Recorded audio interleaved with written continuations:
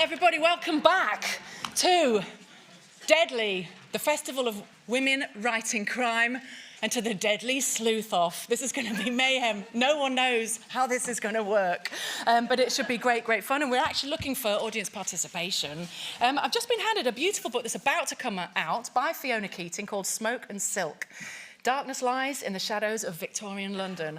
Congratulations, Fiona. I look forward to reading that. As a warm-up opening act to the Deadly Sleuth-Off, I'm very delighted to welcome a fantastic new writer. She is the one and only Busayo Matuluko. She is an award-nominated book talker, and you can tell when you see her presentation, like, old people just can't do it like that, I'm sorry. This is her debut novel. Please get ready for a killer wedding.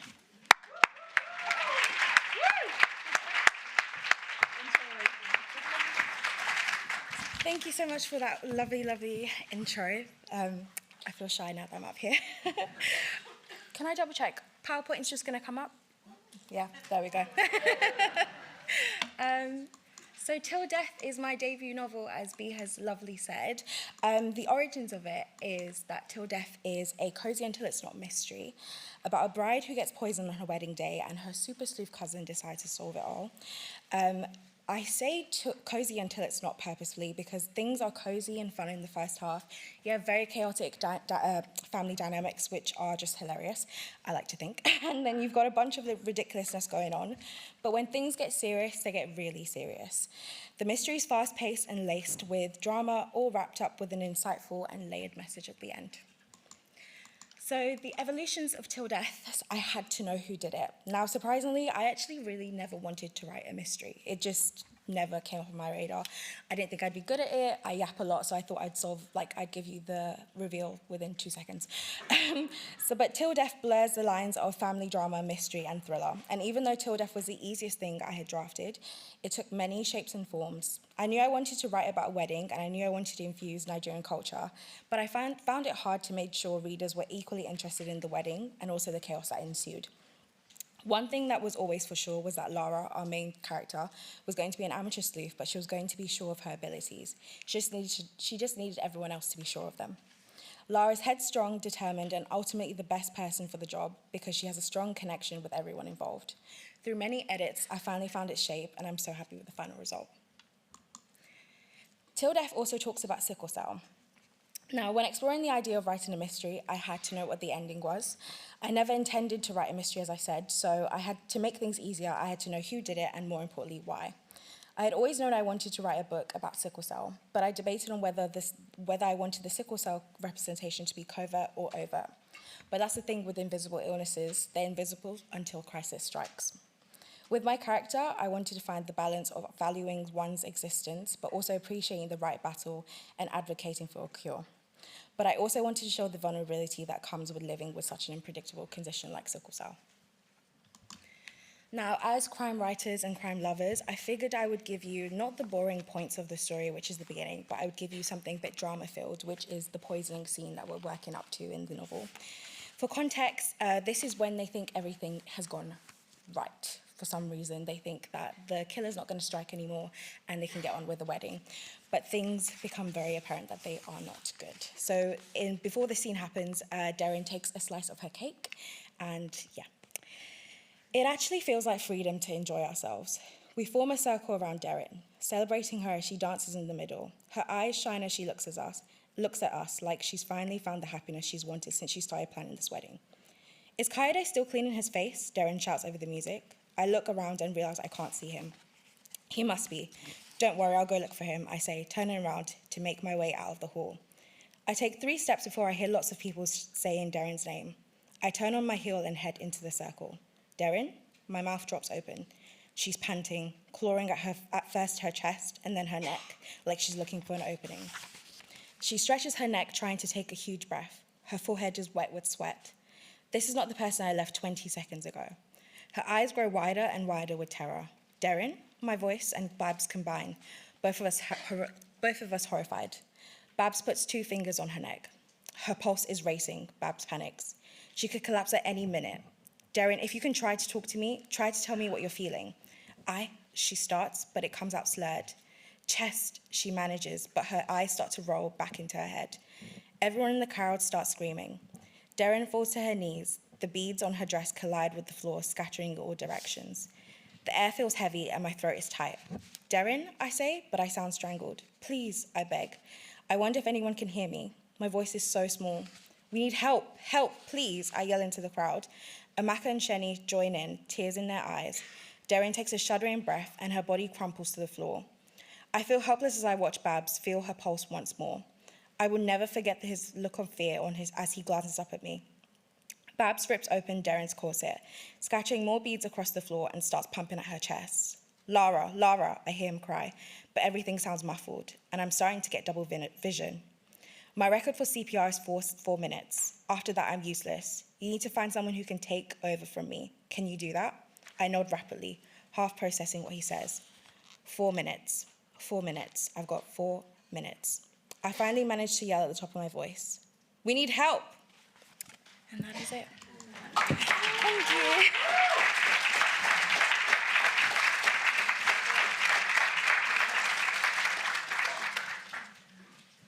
Okay. Hello, ladies and gentlemen. So, I'm going to be really honest. I have never been a quiz mistress before. I prefer mistress to master because it makes it sound like anything could happen. A poisoning, a bludgeoning, somebody's carpet's going to get ruined, so that's what I am. I'm the quiz mistress. And this could be chaotic or it could just be hilarious. So, my verdict will be final, my judgments will be arbitrary and often cruel.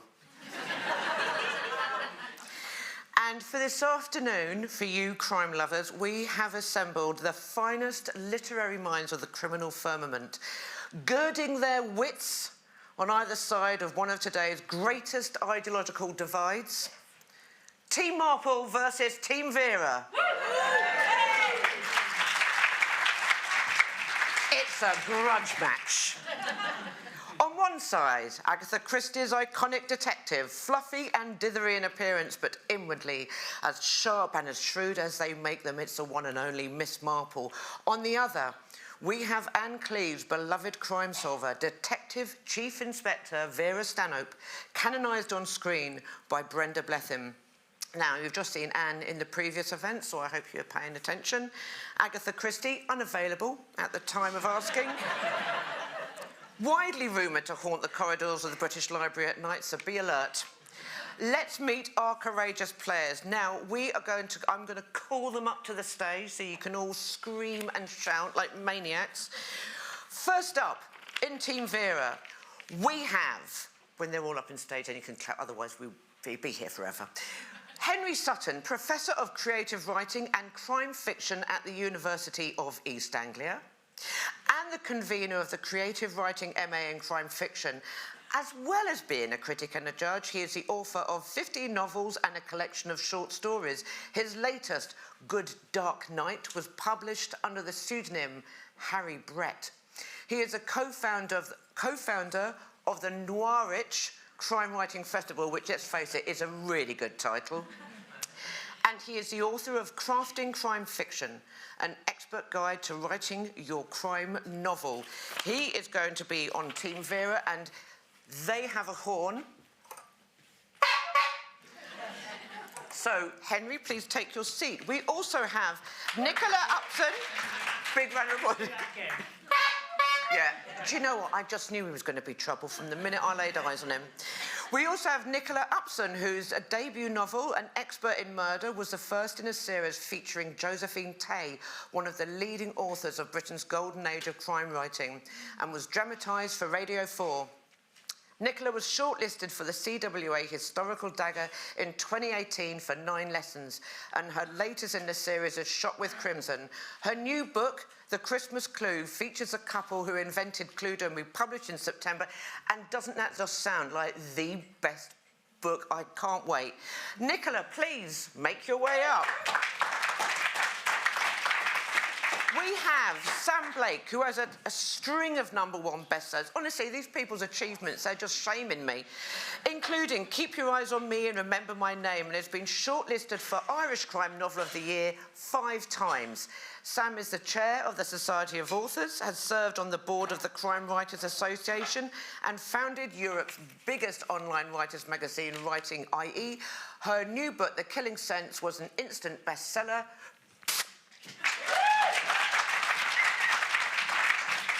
And on this side, Team Marple. This is theirs. Lovely. So delicate. Oh, I just knew it. First of all, on Team Marple, we have Martin Edwards' novels. They include the Rachel 7-8 books, most recently Hemlock Bay, and the forthcoming Miss Winter in the Library with a Knife. His non-fiction includes The Golden Age of Murder and The Life of Crime. He has received 3 daggers, including the CWA Diamond Dagger, 2 Edgars and a Lifetime Achievement Award. He is a consultant to the British Library's Crime Classics and president of the Detection Club. His reputation is such that the opposing team nearly pulled out when they heard it would be him on the other side. Henry already tried to fight him in the room. Please, would you like to make your way up? Victoria Dowd is the author of the Smart Woman's Mystery series and has been shortlisted for a CWA Dagger. Her novel, The Smart Woman's Guide to Murder, also known as My Life, won the People's Book Prize for Fiction. Her historical crime novel, Death in the Aviary, is the first in her new series, The Blood Chronicles. Victoria writes the Adapting Agatha blog and is head of the London Crime Writers Association.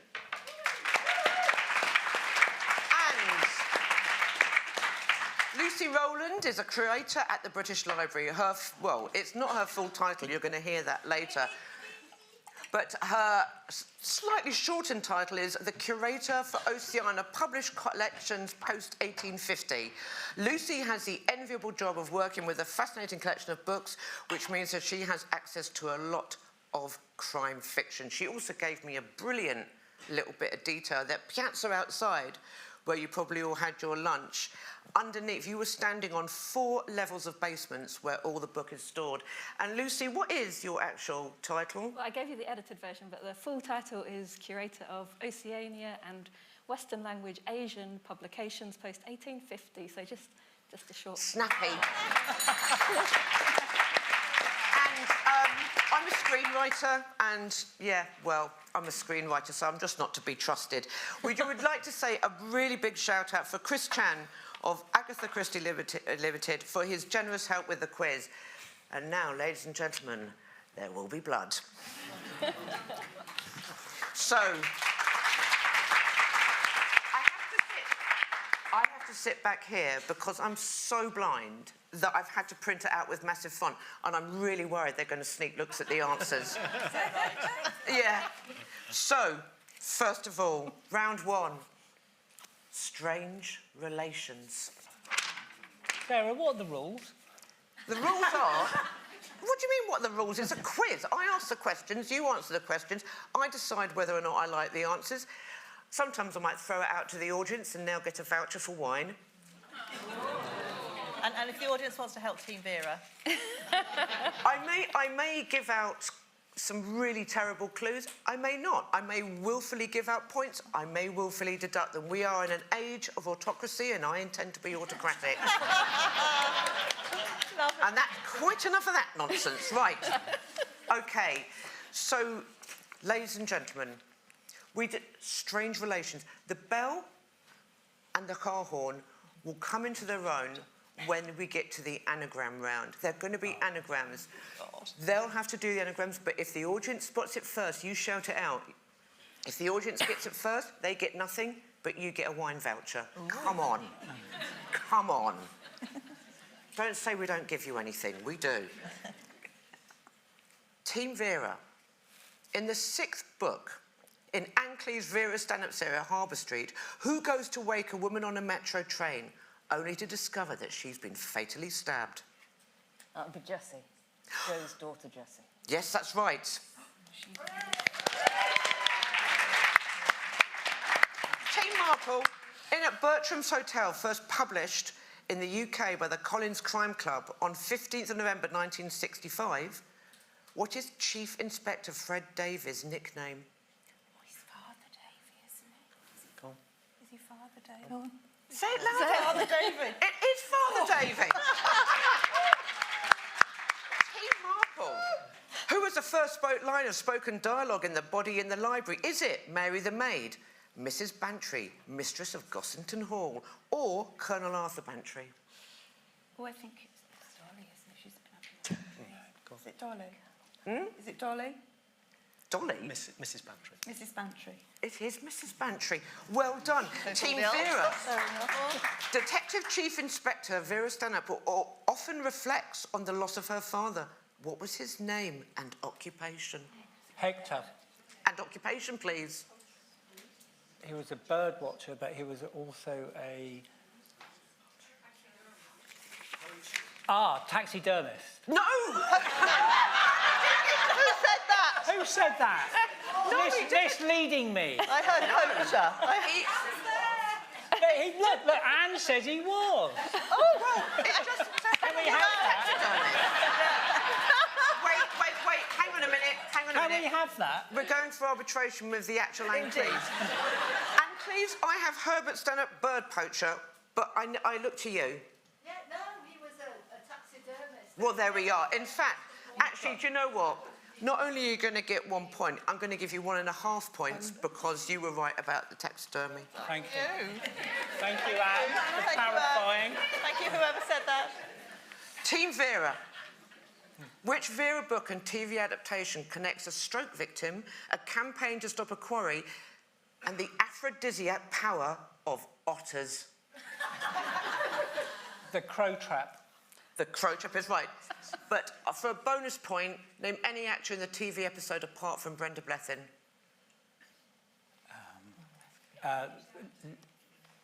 Leon, Joe, what's his first name? David Leon.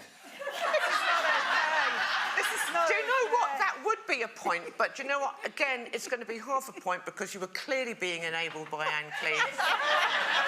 So basically... I got the surname. You did. I got the surname. No! Goodbye,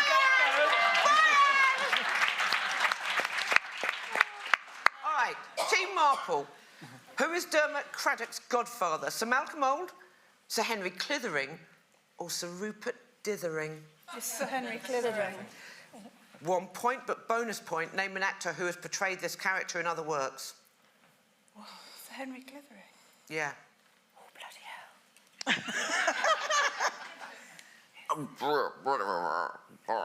Yeah, I can't remember. That's my impression of the actor. That's a clue. Oh. That is a clue. Blessed. It's like Robert Morley. No, not Robert Morley. I can't remember his name. Brian Blessed. No, but thank you. All right, are you drawing a blank? I can see him, but I can't remember. You can see him, but you... OK, well... You get a point for seeing. Story of You my life. can have half a point for seeing him. I can see but him. I was actually trying to be Donald Sinden. Oh. I thought I was really good. Team Marple, who is Miss Marple's favourite nephew? Raymond. West. Bonus question, what does he do for a living? The right. Playwright.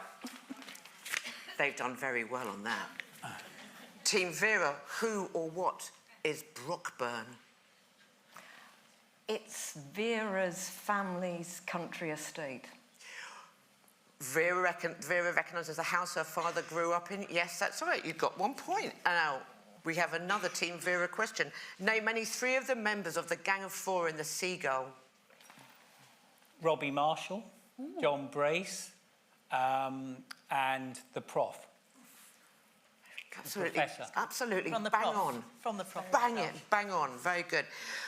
Team Marple, who played Miss Marple in a 1956 television adaptation of A Murder is Announced. 1956. What? 1956. Helen Head.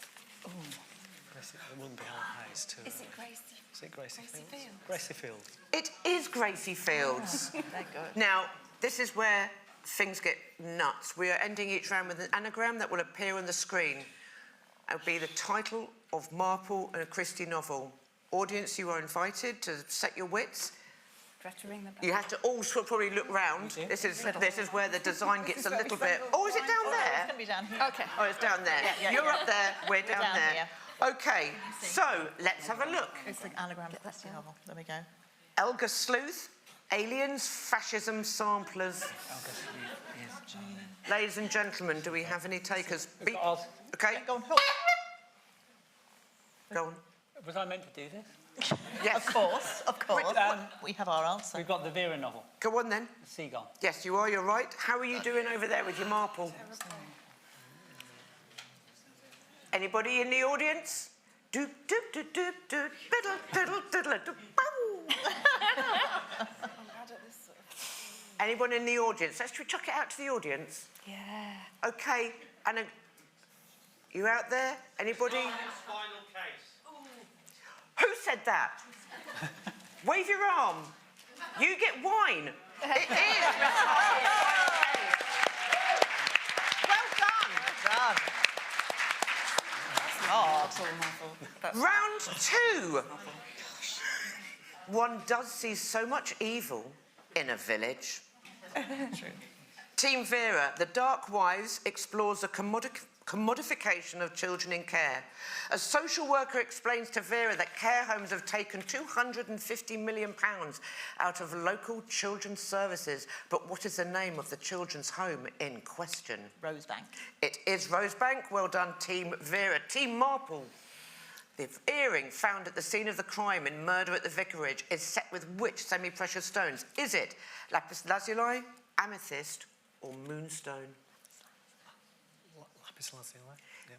Is that your answer? It is. Lapis lazuli is the answer. Right, Team Marple, what weapon was used to kill Gladys Sanders? Gladys Sanders, what weapon was it? Pocket full of rye. Clothesline. Hang on. Clothes She's got a clothes tag on her nose. She's strangled.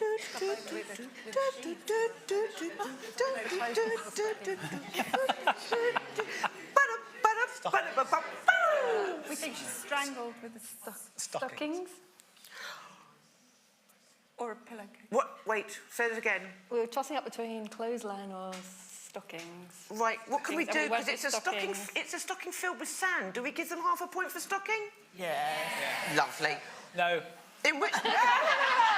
No. See, it's going to be murders out there. In which Marple tale did this murder take place? Pocket full of Rye. It's not a pocket full No, of it's rye. not. I know. It's. Oh, hang on. It's. ABC Murders. No, I'm sorry, we're It's a off. Christmas It is a Christmas tragedy, you say? You can have half a point because we're on to the other question. But we can have half a point, please, for Team Marple. I told you I was going to be cruel. Team Vera, to what does the title of the Seagull... Quizmistress, sorry. What Team Marple, did they get what weapons? Sorry. No, they got half a point for a stocking, but it was a bit late with the Christmas tragedy, so I said they could half a point. So they've just got 1 point for the whole question. Team Vera, to what does the title of the Seagull refer? A boat, a nightclub, or a tattoo on someone's inner thigh? A nightclub.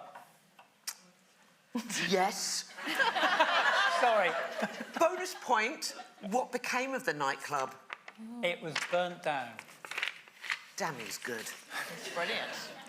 Team Vera, in the darkest evening, a baby is found abandoned in a car in the middle of the storm. What is the baby's name? Thomas. Well done.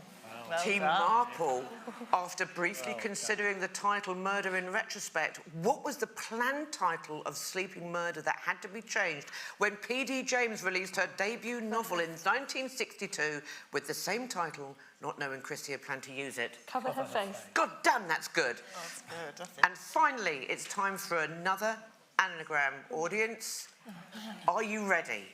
Are you get a short champing at the one, bit? Let's go. Vera novel, Marple novel, first off, when bells and whistles and all the rest of it. Sleeping Murder. Ah, go. Sleeping Murder. Yes. They got it first. Marple got it first. Where are we on the Veras? Dishwater Kev. The Dark Wives. Dark Wives. No wine for the audience. Should we have a little check? Oh, good. Well done. Should we have a little check-in? Could we have a check-in? See. So who are today's sort of like rapidly cooling corpses and?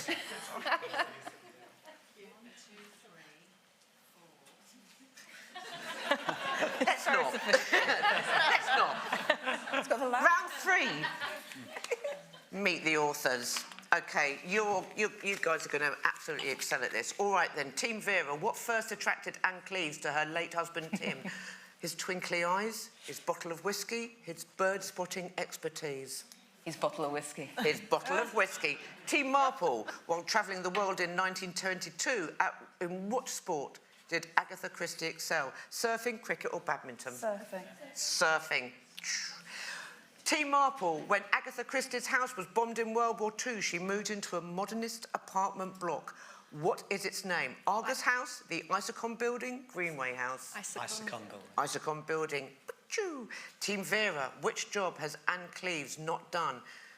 Childcare officer, bird observatory cook, women's refuge leader, trainee midwife, auxiliary Coast Guard, probation officer. Trainee midwife. Yeah. Absolutely right. And that's why she's so brilliant. It's because of all his different work, all this different experience. It's what makes her so extraordinary. Team Vera, on which island did Anne Cleves work as a cook in the bird observatory? Fair Isle in the Shetlands, Unst in the Shetlands, or Westray in the Orkneys? Fair Isle. And the audience had it too. Brilliant. Well done. Yep, Fair Isle, 1 point. Team Marple, what event prompted the writing of Agatha Christie's first book, The Mysterious Affair at Stars, in 1920? A nightmare, a challenge from her sister Madge, or an affair of her own? Challenge from her sister Madge. A challenge from her sister Madge. Well done. And Team Marple, who said of Agatha Christie that, above all, she is a literary conjurer who places her pasteboard characters face down and shuffles them with practiced cunning?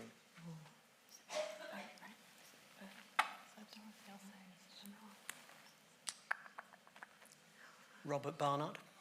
P.D. James. Who said that? The point goes to them. Well done, you. Very well good. Done. Oh. Well done. First blood. Team Vera, who said of the author of Vera that nobody can deny that Anne Cleves' contribution has been magnificent? I think that might have been somebody here today. Somebody here today? It might have been Martin. Who could that have been? Was it It moi? might have been Martin Edwards. It was Martin Edwards. Well done, Nick. And that brings us to another anagram. What can you make out of these? Knighted arse event. Radiance's unmoored. Okay, who? Okay. Wait. There's going to be some dispute here. I think you'll get wine anyway, but actually I might throw it over to you. No trap. So what have you got? It is a murder, isn't it? A murder's now. Well, you said that out there in the audience, didn't you? Yeah. Wine over there, please. I missed that. We were Wine. conferring. And where have you got to? The Darkest Evening. The Darkest Evening is absolutely right. B, are we ready for a tot-up? We're nearly ready. We're nearly ready for a tot-up. Did you get that point for us, please? Who is basically out in front? I'm kind of feeling like it's quite neck and neck. It's very close. Is it close? I think we're winning. I've got to I be think honest with we're you, I'm winning. starting to feel like we should inject some jeopardy. The wine, actually several wines up there, to be honest with you. I think just basically you should just give them the Post-it notes and let it fill them out themselves. I do. Are we there? We have a little tot-up? Okay, I'm trying to understand the spreadsheet. Maybe not. We'll wait. We do. Writers don't do numbers. Okay. I can tell you that in the lead Yeah? is Team Vera. Team Vera out in the lead. Team Marple. Don't know what to say. Let yourself down. Let the school down. Let Agatha down. Yeah. She's She fine. will be walking the corridors now. Ladies and gentlemen, this is round 4. It is body, heart, and soul. Question 1, Team Vera. Which of these is DCI Vera Stanhope more likely to offer you? A stotty, a cola cube, or a fisherman's friend? Fisherman's friend. Fisherman's friend is the correct answer. 1 point for them. Team Marple. Miss Marple has a recipe for tea made from what plant that she believes is just as effective as doctor-prescribed medications? Tansy. It is tansy. But it's bloody horrible, isn't it? What is tansy? The thumb mark of... Oh, no, that's not the name of the real plant. The thumb mark of St. Peter is just the name of the book. Question 2, Team Marple. What is the... This is really obscure. Okay. What is the name of the brand of blood pressure pills found in Major Paul Gray's room in A Caribbean Mystery? I think they're called selenite. Serenite is right. How did you know that?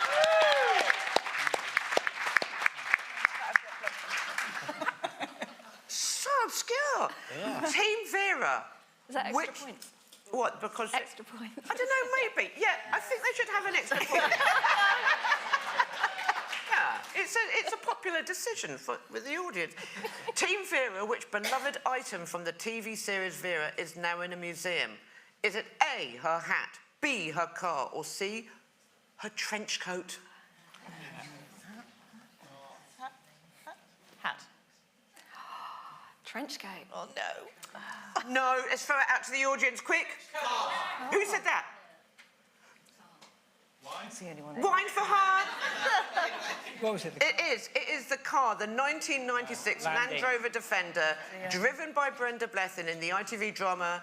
Vera has found a new home at the Great British Car Journey Museum in Ambergate, Derbyshire. Fun day out for all the family. Yeah. Question 3, Team Vera. The letters C, M, and S begin with animals featured in Vera's title. Name all 3. C, M, S. So basically, I can't read this question. Titles of Vera novels, animals whose names begin with C, M, and S. Crow, Yeah? Moth. Yeah? seagull. Perfecto. 1 point. Boom, boom. Team Marple. Which novel did Agatha Christie dedicate to the Miss Marple portrayer Margaret Rutherford, the blessed Margaret Rutherford, in admiration? Mirror cracked from side to side. It is the mirror cracked from side to side. 1 point for Team Marple. And Team Marple, what was Miss Marple's first ambition in life? To be a nun, to be a lady novelist, and to nurse lepers. To nurse lepers. To nurse lepers is the right answer for 1 point. I have questions, many questions with that. How did she come to go from nursing lepers to basically solving murders in English villages? All gonna die. Why didn't she nurse the lepers? What happened? I need to know. 1 point for Marple. Team Vera, which religion is preferred by the troubled teen Chloe in the newest and final Vera novel, The Dark Wives? I'm going to give you a clue. Do, please. It rhymes with sticker. Wicca? Yes. Yes. Wicca. Thank you. Wicca is the right answer. I was and, thinking a very religion. difficult clue there, I think we can all agree. Yeah. Team Vera, who or what are the Dark Wives? Are they a local goth band, a row of blighted poplar trees, or a group of ancient standing stones? Standing Stone. They are the Standing Stones. 1 point. And Team Marple, which Miss Marple novel was heavily abridged for the American edition, with about 9,000 words cut, and the restored full edition was only released into the United States in the mid-20th century? Should I give you a clue? Yes, please. It rhymes with the Fooving Minger. With the moving finger. It's a moving finger! That's a point. Okay, so this is where you can basically really go to town because it's origin stories. And Team Vera is, what is the origin story of Vera's move from the page to the screen? And there's a possible 2 points if somebody gets the most of this. So how did Vera come to be on the screen? A producer-director called Elaine Collins picked up a book. The Crow Trap from an Oxfam shop before she was going on holiday, and she went on holiday and thought, this is fantastic. This is exactly the sort of TV we want to produce. And just like that, Isn't it good? and just like that, that's 2 big fat points. Superb. Well done, you. All the details. And Miss Marple's origin story, Team Marple, s'il vous plaît. There was a few different Caroline options, Shepherd, isn't isn't there? it? From Murder of Roger Ackroyd. There's a few different. Yeah, go on then, give us a few. Murder of Roger Ackroyd, when it was turned into a play, the sister character was cut out. Yeah, And Christie was very upset. Caroline Shepherd. yeah. So there's that, and then there's also the basis in her Auntie Granny and her Granny's friends that used to devour kind of things that happened in the press, and that's the 2 origins. And it's 2 big fat points to you. She, Miss Agatha Christie stated that Miss Marple was inspired by her grandmother's ability to predict bad events. She sounds like fun. The elderly women who were part of her mother's social circle, and the character Caroline Shepherd, the spinster sister of Dr. Shepherd in the murder of Roger Ackroyd. 2 huge points. Well done to you guys. And finally, back to our Can I trolls. just ask, why do they get huge points and we just get big points? Well, because I was just trying to ring the changes, Henry. Okay. I was just checking. Just checking. All No right, do you want bias here. Just Do checking. you want big fat points, huge points, like ginormous elephant? 2 big elephantine points for Team Vera, please. Extra. Extra. No, not extra. And right, okay, we've now got some pretty special anagrams coming up for you. I think these are absolutely the best. Get yourselves ready, audience.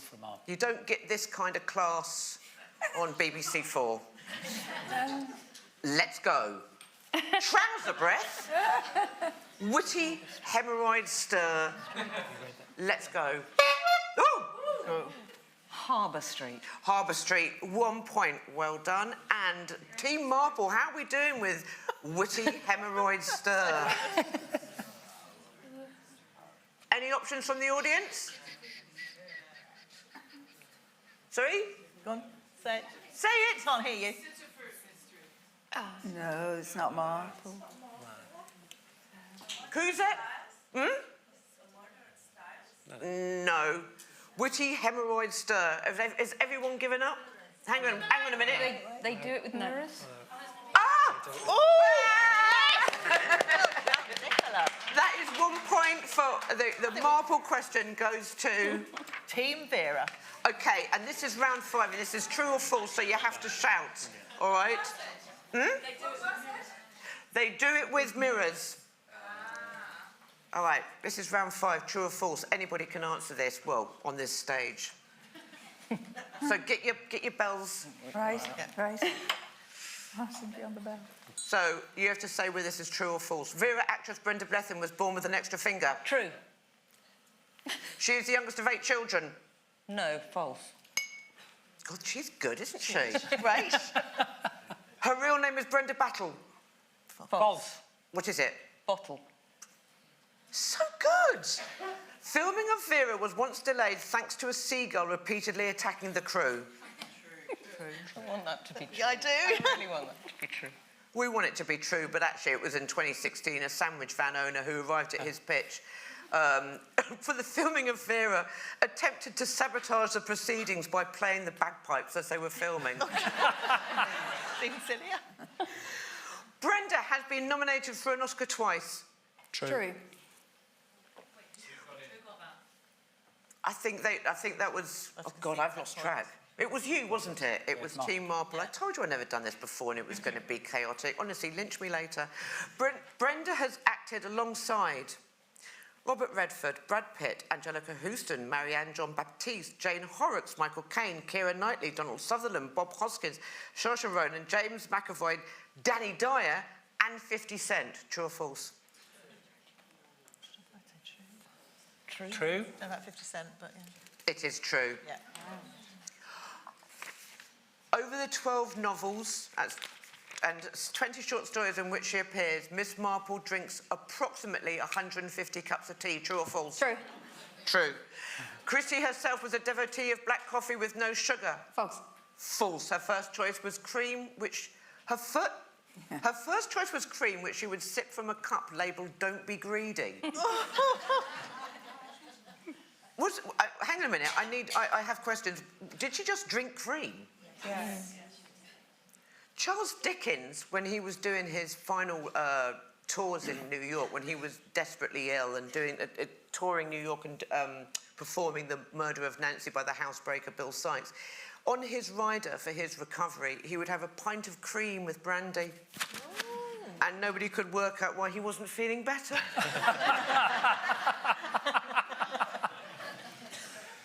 In the 1992 TV movie, The Mirror Cracked from Side to Side, Miss Marple is played by Joan Hickson.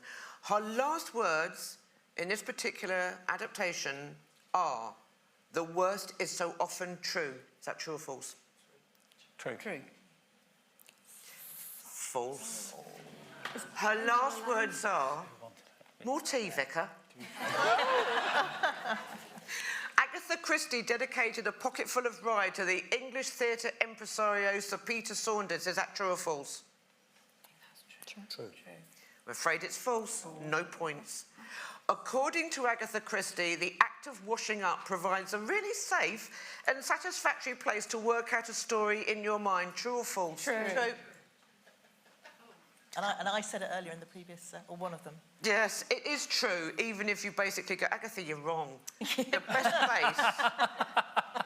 best place to work out a story in your mind is literally on the couch with a blanket over your knees and the comfy pillow and a nice little light snooze.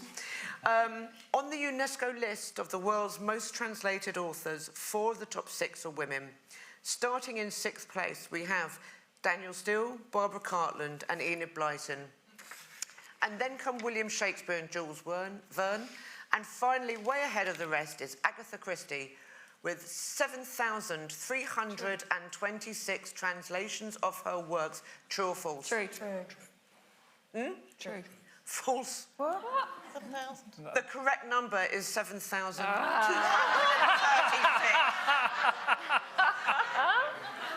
And don't ever say that the British Library is not pedantic. Hang on. It's play, fair, detection, fiction, though, isn't it? It's So what? Is that fair? Is that fair? Yeah. Yeah. Yeah, it is fair. It is fair because I have... Why don't I have a thing that I can blast? And with that solid UNESCO data acting as a reminder of the global dominance of women writers, we are closing the final round with our final anagrams. Ladies and gentlemen, gather yourselves and gird your loins. Here we go. Few tractor, a foul... So good. The Crow Trap. The Crow Trap, 1 point. Marple, how are you doing? Pocket full of rye? A pocket full of rye, 1 point. So who's the winner? From that absolute chaos, who can we deduce is the winner? You're just going to have to ad-lib for it. Oh, we're going to have to ad-lib. All right, so who got their wine vouchers? You got your wine vouchers? All right. There's a prize here, which is a game, the Agatha Christie trivia game, which we should just basically award entirely at random. I'm just going to peer into the audience and I'm just going to see who looks really friendly, who looks like they would just smile at the detective who's come round to have a cup of tea while under the stairs is a rapidly cooling corpse. I'm going to say that lady with the Maltese falcon on her chest. There we go, my love. I mean, I love the Maltese Falcon. I'm not, so obviously I'm just being really biased, but what are you going to do? I'm in charge. So how are we doing down there? We have a decision. We have a decision. Who's... The audience scored 6. It's a close run thing. Everyone should be very proud. I don't think anybody should be proud of it. There's no pride, only shame. Team Vera scored 29. Oh, holy. Team Marple scored 30 points.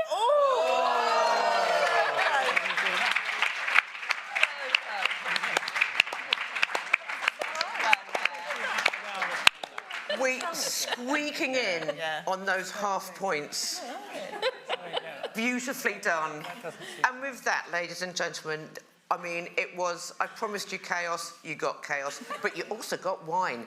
And what I would like to say is, when we go outside, these incredible authors who have allowed themselves to be entirely humiliated by my dumb questions, these incredible authors are all outside with their books and will sign and ready to meet you and be met by you. So please do give a massive thank you to these incredible, talented, accomplished, genius crime people. Thank you all very much.